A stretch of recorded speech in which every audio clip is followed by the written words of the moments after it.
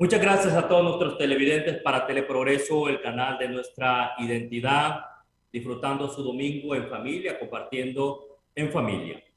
Hoy nos citamos con un personaje distinguido a nivel internacional, a nivel mundial. El doctor Adolfo Royman es una persona que ha participado en diferentes congresos internacionales acerca del tema a tratar, los manuscritos de los rollos del Mar Muerto. Doctor Adolfo Royman, Chalón, un saludo para todos nuestros hondureños compartiendo con usted. Gracias, Kevin. Es un placer estar en contacto con ustedes, con Teleprogreso, y por medio de ustedes poder llegar al bendito pueblo de Honduras.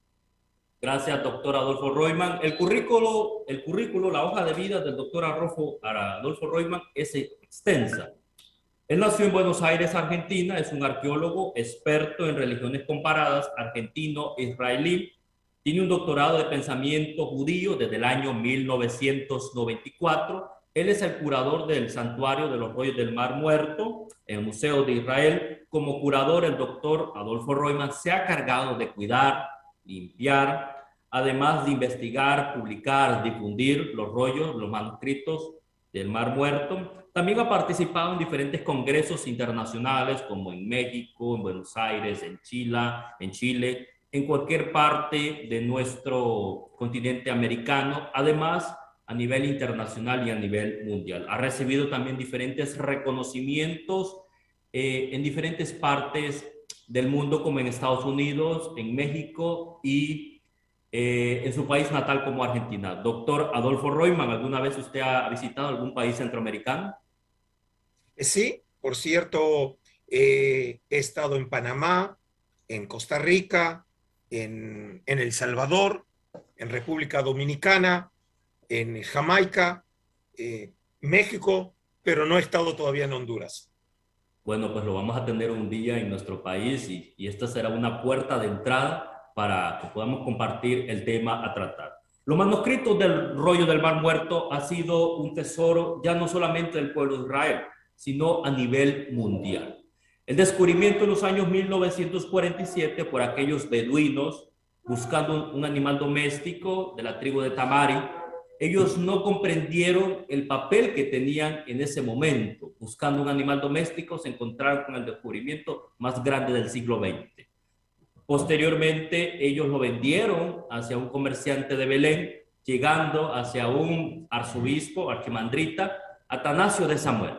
Y por un valor simbólico compró aquellos manuscritos que hoy en día estamos hablando de esa historia. Doctor Adolfo Royman, esto no es una película de Steven Spielberg, no es una película de Indiana Jones. Esto pasa del dramatismo de la ficción. Háblenos Eh, acerca de los rollos del Mar Muerto, doctor, porque estamos totalmente impresionados. bueno, ciertamente, Kevin, la historia del descubrimiento de los rollos del Mar Muerto supera toda imaginación. Y como bien dijiste, incluso Spielberg no podría haber imaginado una historia como tal. Los primeros rollos ciertamente fueron encontrados por beduinos en la cueva que hoy llamamos la cueva número 1, que se encuentra localizada a 1 kilómetro al norte de un lugar llamado Qumran. Y Qumran se encuentra localizado en la costa noroccidental del Mar Muerto, a unos 40 kilómetros al este de Jerusalén. Por rara casualidad, los primeros 7 rollos hallados por los beduinos resultaron ser los mejor preservados, los más completos y tal vez los más importantes rollos del Mar Muerto hallados en el desierto de Judea. Luego, en el año 1948, estalló la Guerra de la Independencia y como consecuencia del resultado de esa guerra, cuando se establece el cese de fuego entre el naciente Estado de Israel y Jordania, Jordania se queda controlando los territorios de Samaria y Judea. Y esa situación va a perdurar hasta junio de 1967, cuando estalla la Guerra de los 6 días. Y durante la época de los jordanos, entre 1949 y 1956, en otras 10 cuevas, también próximas a Qumrán, se hallan el resto de los manuscritos. Para sintetizarlo, podemos decir que en esas 11 cuevas se hallaron aproximadamente unos 25.000 fragmentos de manuscritos. No me equivoqué, 25.000 fragmentos de manuscritos. Muy pocos de estos manuscritos están en un estado razonable de preservación, especialmente fueron los de la cueva número 1, la primera, y la cueva número 11, la última. La mayoría de los materiales están muy desintegrados y por eso llevó tanto tiempo también el estudio y la reconstrucción de estos documentos. El resultado es que hoy tenemos en nuestras manos aproximadamente unos 1.000 documentos, muy pocos, como dije, más o menos completos, y la mayoría son documentos a veces muy pequeños o a veces compuestos de varias piezas, como si fuera un rompecabezas. Ya el número te puede dar una idea de la importancia de este hallazgo. Hablamos de 1.000 documentos, la mayoría escritos en cuero de animal y una minoría en papiro. Hay un documento también excepcional de la cueva número 3 llamado el rollo del cobre, porque se encuentra grabado en planchas de cobre. Los otros están escritos, sea en cuero de animal, en pergamino o en papiro. La mayoría de estos documentos están escritos en hebreo y hay una minoría en griego y en arameo. Y obviamente representa el mayor descubrimiento arqueológico del siglo XX, porque por primera vez en la historia tenemos material escrito original que nos llega de la época grecorromana, la época que los judíos llamamos la época del Segundo Templo, y que obviamente tiene una importancia excepcional para la historia de Occidente, porque esos años son los años del origen del cristianismo. Doctor Adolfo Roitman, estamos en el año 1950, tenemos el papel de un dominico, un fraile llamado Roland de Boe. Luego hay una competencia entre los arqueólogos, entre los beduinos, por querer encontrar más manuscritos. ¿Qué encontró este fraile dominico Roland de Boe en el descubrimiento allá en el desierto de Judea, doctor Adolfo?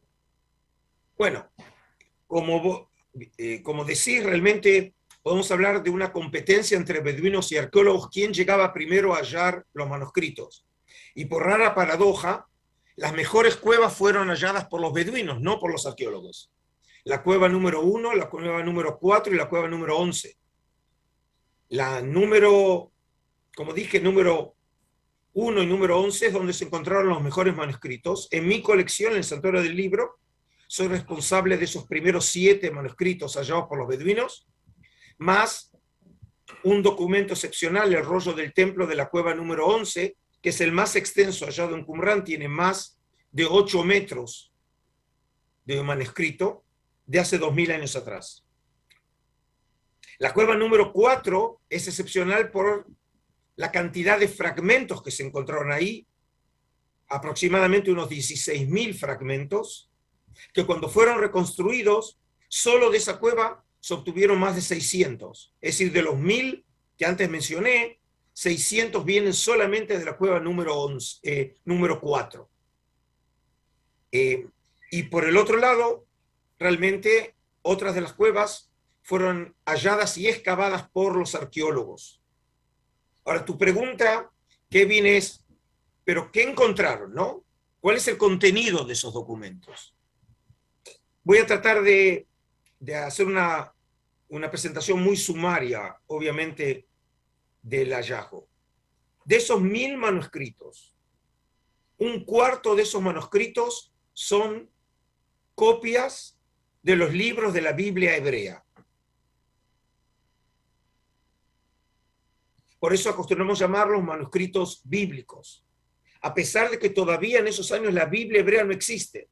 Existen los libros, pero no existe la colección definitiva de los libros sagrados de Israel. que llamamos la Biblia, nosotros llamamos el Tanaj, que se habrá de conformar entre el siglo I y siglo III de nuestra era. En ese sentido, se hallaron aproximadamente un poco más de 200 manuscritos, en algunos casos, muchas copias de un mismo libro. Por ejemplo, del libro de Salmos se hallaron 36 copias. Del libro del Deuteronomio, el quinto libro del Pentateuco de Moisés, se hallaron 30 copias. El profeta más popular entre los rollos del Mar Muerto es el profeta Isaías. Se hallaron 21 copias. Pero de esas más de 200 copias, solo un manuscrito está completo. El resto son todos fragmentados y es el famosísimo manuscrito de Isaías de la Cueva 1, que hoy forma parte de mi colección en el Santuario del Libro. Es el segundo manuscrito más extenso, tiene más de 7 metros, escrito obviamente en hebreo, y fue datado por los estudiosos aproximadamente alrededor del año 100 antes de nuestra era, es decir, tiene 2100 años, y te recuerdo, esos años son los años de los macabeos, que están gobernando la tierra de Israel. Esos serían los manuscritos bíblicos. Luego tenemos libros que en algunos casos los conocíamos antes del hallazgo de los rollos del Mar Muerto, pero no en sus lenguas originales. Por ejemplo, la literatura de Enoc, el libro de los jubileos, el libro de Tobit, son libros que nos llegaron dentro de lo que se llaman o se conocen como los libros apócrifos, que tienen una historia muy larga, ¿sí? Pero estos libros de la antigüedad judía nos habían llegado, pero no en su lengua original. Por ejemplo, para que el público me entienda, el libro de Jubileos lo conocemos en su versión completa en etíope clásico, y es un libro sagrado para la iglesia de Etiopía. En Qumrán encontramos 15 manuscritos del libro de Jubileos en hebreo, en su lengua original de hace 2000 años atrás. Estos libros los conocíamos, pero no en sus lenguas originales. Además, en Qumrán hallamos una enorme cantidad de libros que nosotros no conocíamos, que era parte de la literatura del pueblo de Israel de esos años, que por suerte y para beneficio de los hombres y de la humanidad toda, nos llegaron, aunque sea fragmentos de esas obras, por medio de los rollos del Mar Muerto. Y luego hay una tercera categoría que nosotros llamamos los rollos sectarios. Y entendemos por rollos sectarios también literatura que no conocíamos, pero a diferencia del resto de los materiales que antes hice referencia, son libros que no formaban parte de la literatura y el pensamiento de todo el pueblo de Israel de esos años, sino de un movimiento, un grupo de carácter sectario que estaba en polémica con otros grupos y que solo gracias a este hallazgo hoy nosotros conocemos esa literatura, que también nos era desconocida hasta el hallazgo.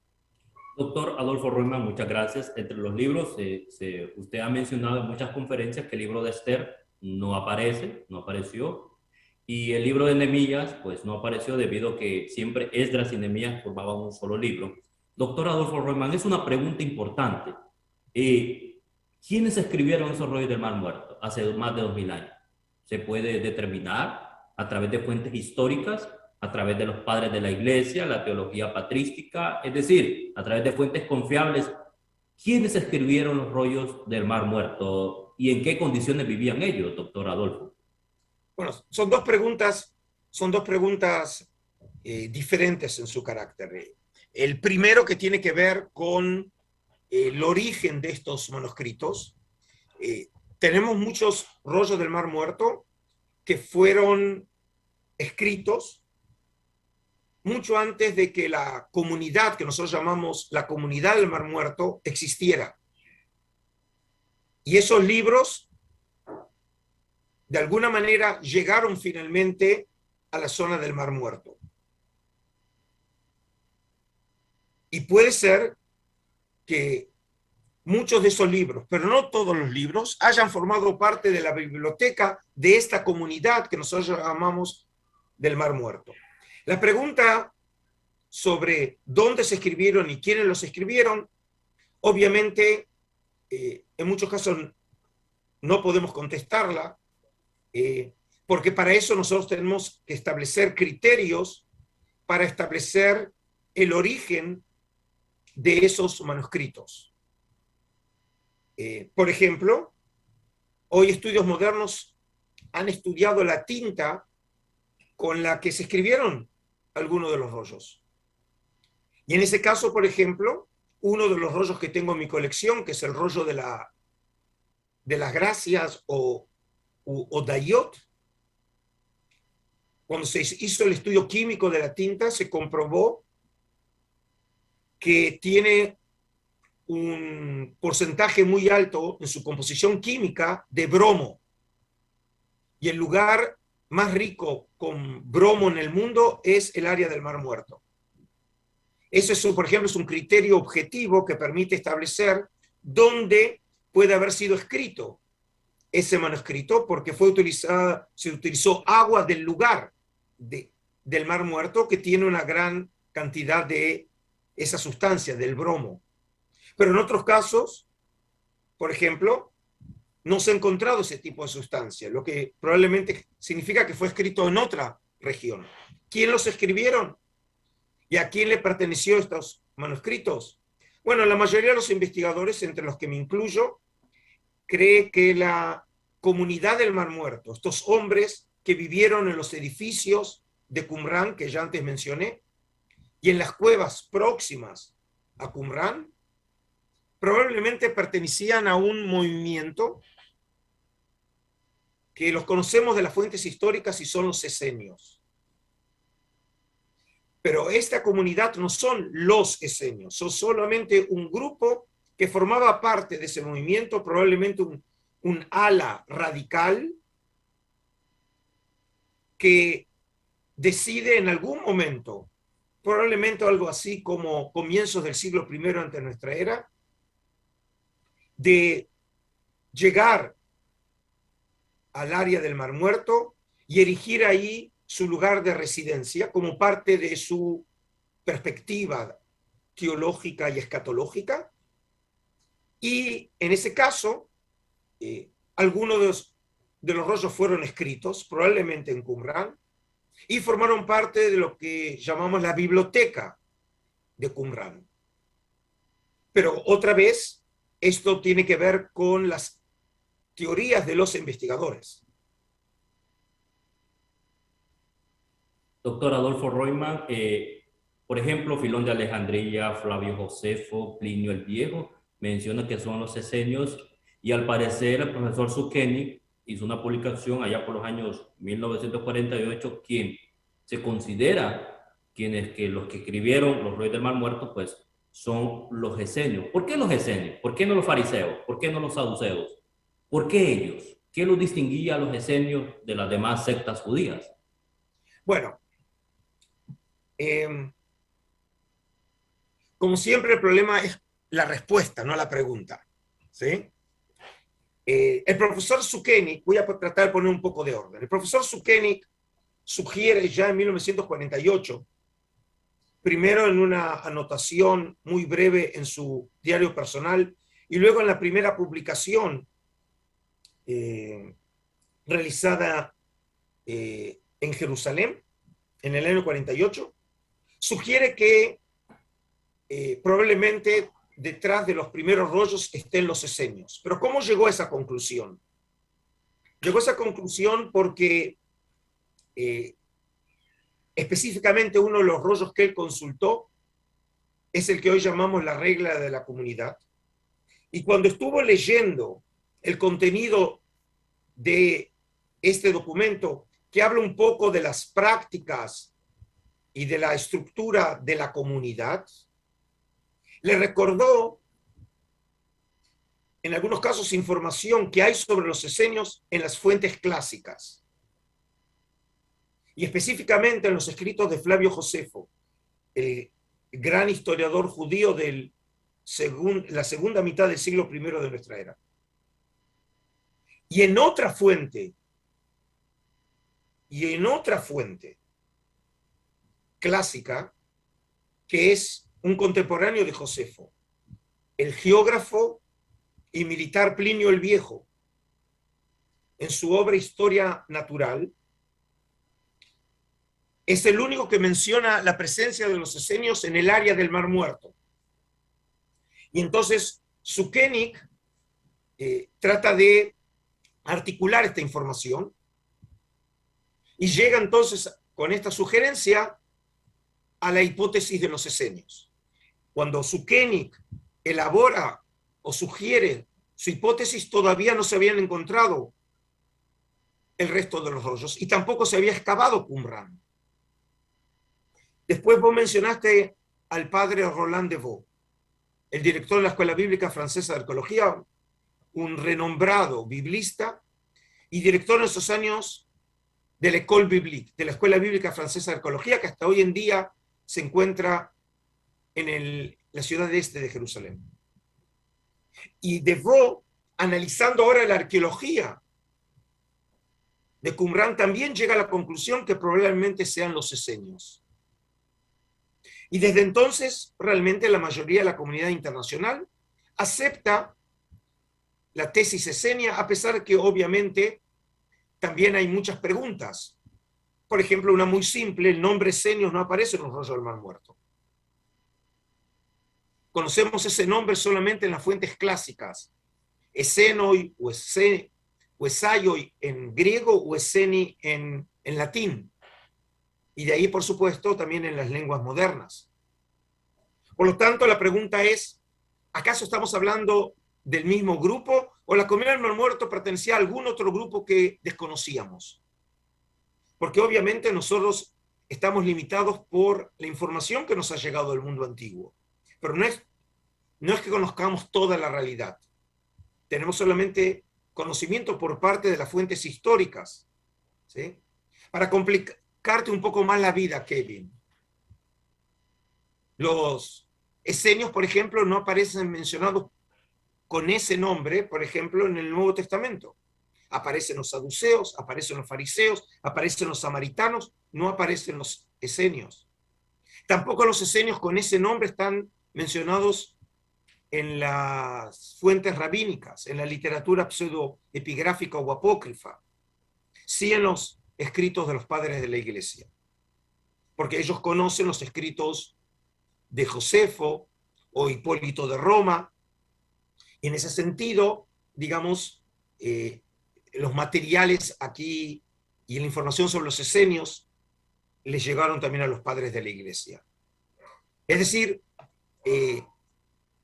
la pregunta de los esenios es una pregunta obviamente bien compleja y no te alcanza el tiempo de este programa para contestarla, pero me preguntaste una segunda pregunta y es sobre la vida de estos hombres. Muy sintéticamente te puedo decir que este es un grupo que no por casualidad en los primeros años de la investigación los llamaban los monjes de Qumran. Obviamente son judíos, pero son judíos muy particulares que llegan un tipo de vida de carácter monástico, una vida totalmente entregada a la oración, a la vida religiosa, a la entrega total a Dios, y en ese sentido no es casualidad que la enorme mayoría de los rollos del Mar Muerto son literatura religiosa. Doctor, tengo una curiosidad, tengo una enorme curiosidad con respecto a cómo se escribían esos rollos de los manuscritos del Mar Muerto. Usted mencionó que uno de los rollos de Isaías es hasta 8 metros. ¿Cómo escribían ellos? En aquellos tiempos, hace 2000 años, no escribían como hoy escribimos en las escuelas, en los colegios, en pupitres, en mesas. Me imagino que usaba un método muy diferente al que usamos hoy en el siglo XXI. Bueno, Kevin, me imagino que incluso en Honduras también el uso de pupitres y mesas ya es algo arqueológico. Hoy todos tienen su laptop, ¿no? O tienen sus equipos electrónicos, ¿no? Los libros ya son electrónicos hoy. Los rollos del Mar Muerto, como dije, están escritos o en cuero de animal o en papiro. su enorme mayoría en cuero de animal. Cuando hablamos de un rollo de 8 metros, obviamente no tiene como origen un mismo animal, son varios animales para proporcionar esa piel. Las pieles tenían que ser preparadas, curadas, y luego, una vez que ya tenía el material preparado, el escriba tenía que preparar el texto. ¿Qué significa? Tenía que demarcar las columnas, lo hacía con un objeto punzante, señalaba las columnas y señalaba los renglones. Y a partir de ahí comenzaba a copiar o escribir el texto. Las letras en los rollos del Mar Muerto, a diferencia de como nosotros escribimos las letras sobre el renglón. Ellos las colgaban del renglón, ¿sí? Y la lengua hebrea, te recuerdo, también el arameo se escribe de derecha a izquierda, no como escribimos nosotros en español, de izquierda a derecha. Y los textos, obviamente, en este caso eran escritos por escribas, e incluso a veces podemos identificar a más de uno en una misma obra. Por ejemplo, el rollo de Isaías, se identificaron básicamente 2 escribas. Y lo que ellos hacían era, en algunos casos, copiar un documento, pero no siempre, cuando hablamos de copiar un documento, era que tenían el documento frente a los ojos y lo copiaban, sino que también podía ser, como sabemos en el mundo antiguo, que alguien leía el texto a copiar y los escribas lo copiaban y después revisaban las copias. Y de esa manera, entonces, con un solo texto podían producir varias copias a la vez, y obviamente se agilizaba el proceso de producción, ¿no? Cuando uno dictaba el texto y varios escribas a la vez lo copiaban. Perdón, doctor Adolfo Royman, en aquel tiempo no existía la imprenta. ¿Cómo hacían para publicar los esenios? ¿Cómo hacían eso? Porque los escribas lo escribían tal como está, una copia exacta del texto. No existía la imprenta.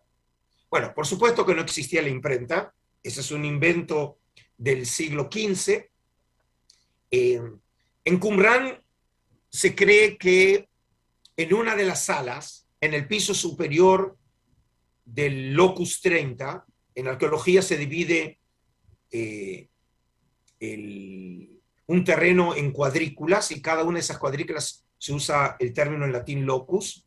Entonces el Locus 30, en la cuadrícula se considera que había un piso superior, y en ese piso superior probablemente ahí era el lugar de trabajo de los escribas. No tenemos idea cuántos escribas, que probablemente copiaron muchos de los manuscritos que tenemos en Qumrán. Incluso hay investigadores que han sugerido que el propósito de Qumrán era producir copias de libros para el movimiento de ellos, porque sabemos que ellos eran particularmente amantes de los libros.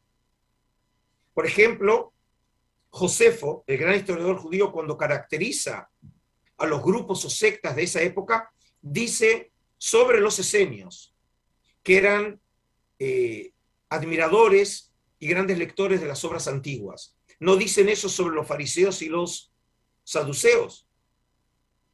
Y esto es porque ellos mantenían una tradición de copiar y escribir su literatura, mientras que los fariseos, la tradición era la tradición oral.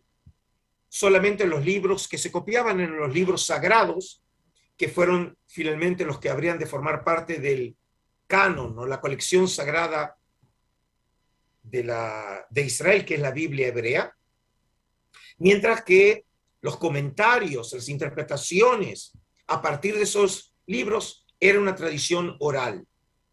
Y en este sentido, precisamente la práctica de los esenios, nos recuerda también las prácticas de los primeros seguidores de Jesús, que a poco tiempo de desaparecer Jesús y haya, según la tradición cristiana, haya resucitado y glorificado y sentarse junto al Padre, pero lo interesante es que muy rápidamente comenzaron no solamente a contarse historias sobre la vida de Jesús, sino que comenzaron a escribirse tradiciones sobre Jesús. Vamos a una pausa comercial, luego continuamos con los manuscritos. Hay un tema a tratar, los rollos del Mar Muerto, tema complejo, diverso, amplio. También nos toca hablar acerca de su relación con el cristianismo. Vamos a una pausa comercial, ya volvemos. Descubre nuestro país a través de Teleprogreso.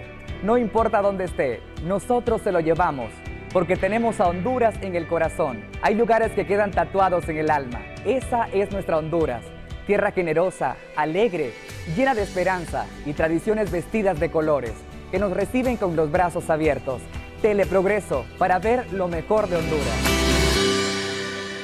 Muchas gracias a todos nuestros televidentes. Seguimos disfrutando de esta conversatorio magistral con el doctor Adolfo Royman sobre la importancia, sobre el descubrimiento de los rollos del Mar Muerto. Estamos hablando de diversos temas con el doctor Royman. Quisiéramos abarcar todo, es imposible, pero trataremos de darle forma y de paso que la gente se interese más por este descubrimiento que es un tesoro mundial.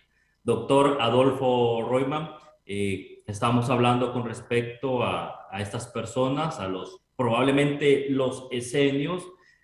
Doctor Adolfo Royman, vivían bastantes personas en esta comunidad en el desierto de Judea, en Qumran. ¿Cómo generaban ingresos? ¿Cómo se alimentaban? Incluso hay un cementerio que estamos hablando de más de 1,200 tumbas en el desierto, allí en las cuevas de Qumran. Doctor Adolfo. Bueno,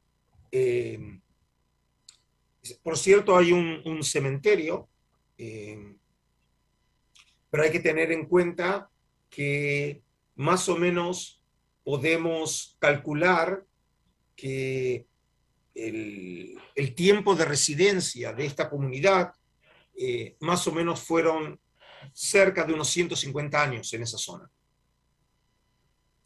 En cuanto al número de personas, bueno, aquí hay una discusión entre los investigadores, como siempre sucede. Hay minimalistas y maximalistas. Los minimalistas creen que no vivieron más de 40 o 50 personas por generación, mientras que los maximalistas creen más o menos entre 120 y 150. Si llegaron a este cálculo, porque hay una habitación, que es el Locus 77, que es la habitación más extensa en Qumran, tiene 22 metros de largo y 4,5 metros de ancho, que probablemente, como De Vaux ya lo fijó, sirvió como comedor de la comunidad y sala de reunión. Y calculando cuántas personas pueden sentarse, no alrededor de una mesa, sino en esteras sobre el piso, que esa es la manera en que se comía en el mundo antiguo, más o menos se puede calcular, dejando obviamente un espacio para poder repartir la comida, ¿no? Más o menos calcularon unas 150 personas. ¿Cómo sobrevivían? Bueno, el lugar es muy desértico, llueve muy poco, y por eso en Qumran mismo no se puede cultivar nada, pero a 2 kilómetros al sur de Qumran hay un lugar llamado En Feshra, en donde hay fuentes de agua salada, pero todavía se puede tomar. Y lo más importante es que se pueden ahí plantar palmeras. Así es, gracias, doctor Royman. Con respecto a los esenios, entramos en la década de los 60, se empiezan a fundar algunos del santuario, algunos museos importantes. Usted mencionó que en una de las cuevas, la cueva número 4, se habían encontrado 15.000 fragmentos. Y es aquí donde juega el papel de un curador, de un... ¿Cómo poder, ese rompecabezas, poder unir todas esas piezas? ¿Cómo se puede unir algo totalmente complejo, difícil? ¿Y cómo se hace para poder formar un manuscrito, doctor Adolfo? Bueno, eh, realmente cuando se hallaron esos miles de fragmentos era necesario, obviamente, reconstruir el documento, y el gran desafío, además, obviamente, después de limpiarlos y después de fotografiarlos y después de descifrarlo, y obviamente para eso tienen que conocer las lenguas, el hebreo, el arameo, el griego, el mayor desafío estaba finalmente en poder reconstruir el documento porque lo tenían muy fragmentado. Y en muchos de los casos, los documentos a reconstruir eran documentos que ellos no conocían. Por ejemplo, Kevin, digamos, me imagino que alguna vez trataste de armar un rompecabezas, ¿no? Ahora, nosotros para un rompecabezas necesitamos un modelo. Y a partir del modelo tratamos de ubicar la fecha en las fichas de acuerdo al modelo. Imagínate que uno tiene que reconstruir un texto sin el modelo. Un texto que no conoce. ¿Cómo sabe cómo reconstruir un texto que nunca leyó? Eso explica por qué ha llevado tanto tiempo a los investigadores trabajar sobre estos manuscritos, para poder reconstruirlos. Y obviamente, en algunos casos, los investigadores también discuten entre ellos la manera o la mejor manera de reconstruir un documento. Porque al tener solamente piezas aisladas de ese documento y no tener el documento entero, yo tengo también que completar ese documento sugiriendo lecturas del documento, y obviamente investigadores diferentes completan de manera diferente las partes en que el documento no nos ha quedado. Ahora, esa no es una función de un curador. Esto lo hicieron investigadores en la década del 50, en la década del 60. El curador tiene como función ser responsable de una colección, en este caso, los manuscritos del Mar Muerto. Yo no me encargo físicamente de tratarlos, los manuscritos. Eso se hace en laboratorios con conservadores que su preparación profesional precisamente les permite trabajar materiales, en este caso el cuero o el papiro. Hay conservadores que son especialistas en metales, en madera, en cerámica, ¿sí? Pero como curador soy el que tengo que decidir la estrategia de conservación, la estrategia de exhibición, la estrategia de difusión, en este caso de los contenidos. Y esto se puede hacer de distinta manera, sea a través, por ejemplo, de exhibiciones, y obviamente desde que estoy sirviendo como director y curador de los rollos desde noviembre de 1994, ya tengo sobre mis hombros muchas exhibiciones, tanto en Israel como en el exterior, en Canadá, en los Estados Unidos, en Hong Kong, como así también producción de materiales que permiten difundir los contenidos de los rollos. Por ejemplo, en el año 2011 fuimos los primeros en el mundo que colocamos 5 de los 8 manuscritos que yo tengo en una plataforma Google. Google produjo para nosotros una plataforma, y invito a tu público que llegue al sitio del Museo de Israel, Israel Museum en inglés, busquen Shrine of the Book, que así se llama mi institución en inglés, y busquen Dead Sea Scrolls Online, es el rollo del Mar Muerto online, y podrán ver imágenes de los manuscritos que nosotros tenemos en una calidad de 1200 megapíxeles, que es mucho mejor que tenerlo frente a los ojos. El ojo humano no puede ver en esa calidad los rollos. Nosotros fuimos los primeros en el mundo, por ejemplo, que en el año 2006 lanzamos una película dramática sobre la comunidad del Mar Muerto, no un documental. Documentales hay cientos. Una película dramática. Años después, fuimos los primeros en el mundo que produjimos una película de dibujos animados para familias y para chicos, para que una persona común pueda entenderlos. Así es, doctor Adolfo Roima, interesantísimo. La gente está muy interesada con respecto a ello. Y es importante, por ello, el estudio. Importante estudiar acerca de los orígenes. Doctor Adolfo Roima, muchas preguntas que quisiéramos abordarle. Doctor Adolfo Roima, ¿cómo la gente se podría acercar a usted? Usted realmente siempre hace cursos online acerca de manuscritos de diversos temas.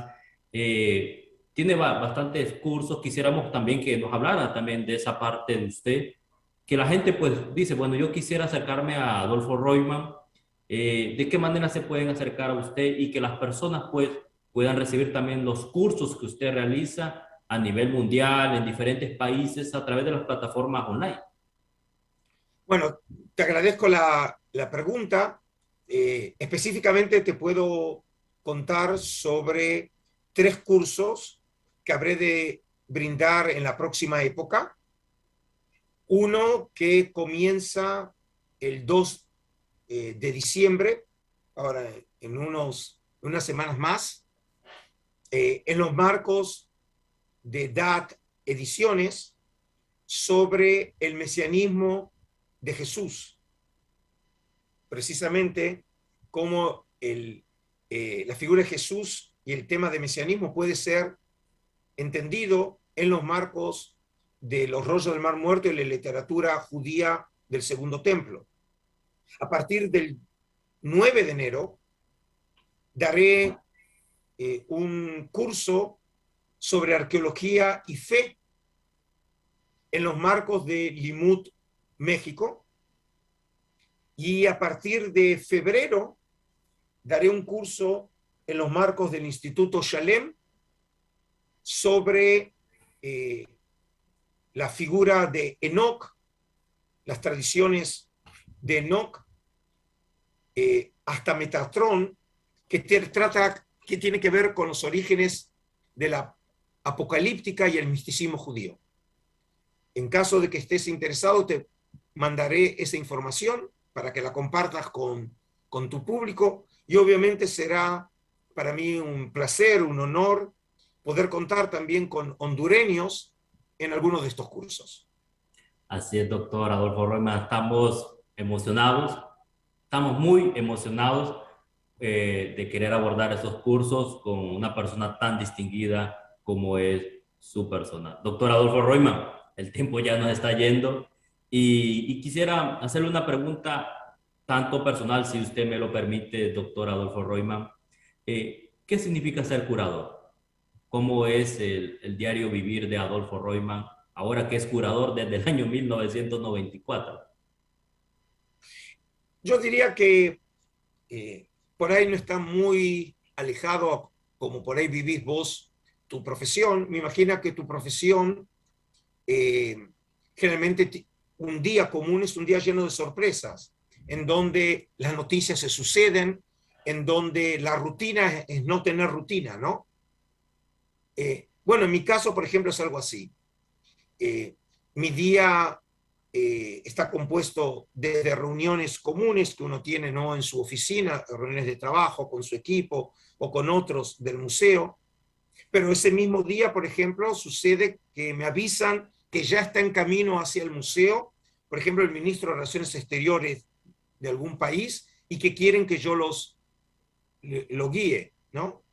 O recibo, por ejemplo, en este caso, un llamado telefónico de algún periodista de Israel o del exterior que quiere hacerme una consulta, como sucedió también en tu caso.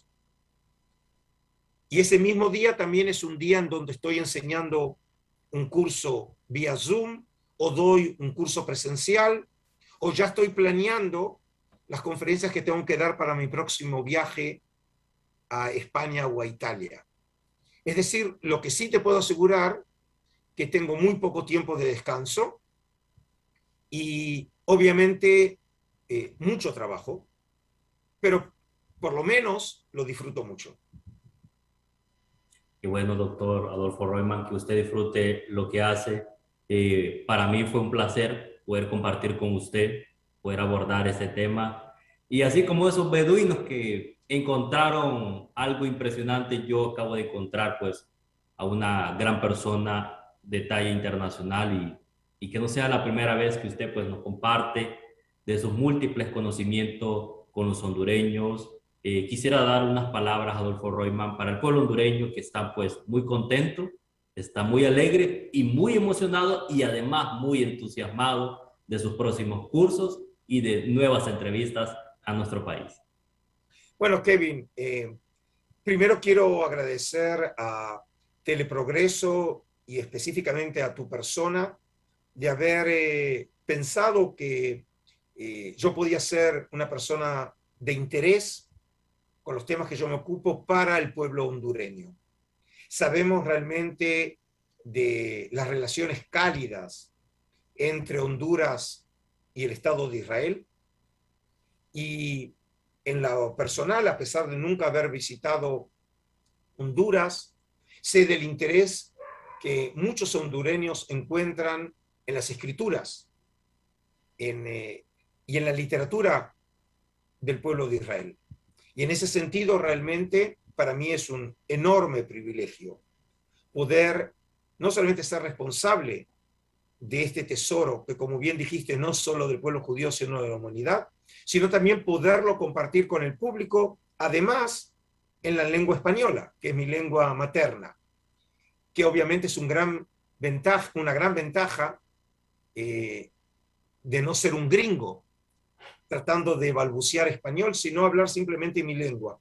Y siempre me llena de orgullo cuando tengo la posibilidad de compartirlo con el público latino, porque en última instancia vivo en Israel hace más de 40 años, pero obviamente sigo siendo argentino y muy orgulloso de mis orígenes latinoamericanos, y yo me veo de alguna manera sirviendo como puente entre civilizaciones, no solamente a través del lenguaje, sino también por estos contenidos.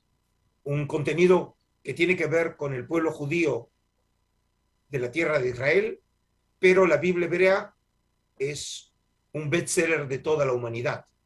Y en ese sentido, poderlo compartir por intermedio de ustedes con el público hondureño, para mí es un privilegio y un honor. Así que te agradezco a vos y les envío bendiciones aquí desde la tierra de Israel. Muchas gracias, Adolfo Royman. Israel se encuentra casi 8 horas de diferencia, así que el doctor Adolfo Royman pues va a descansar. Y muchas gracias, doctor Adolfo Royman, por esta enorme y magistral entrevista acerca del descubrimiento y entender un poco sobre el significado de los rollos del Mar Muerto. Un saludo muy afectuoso y un saludo también a todos nuestros hondureños que disfrutaron de esta obra magistral, los manuscritos del rollo del Mar Muerto. Nos vemos hasta la próxima. Adiós, Kevin. Shalom.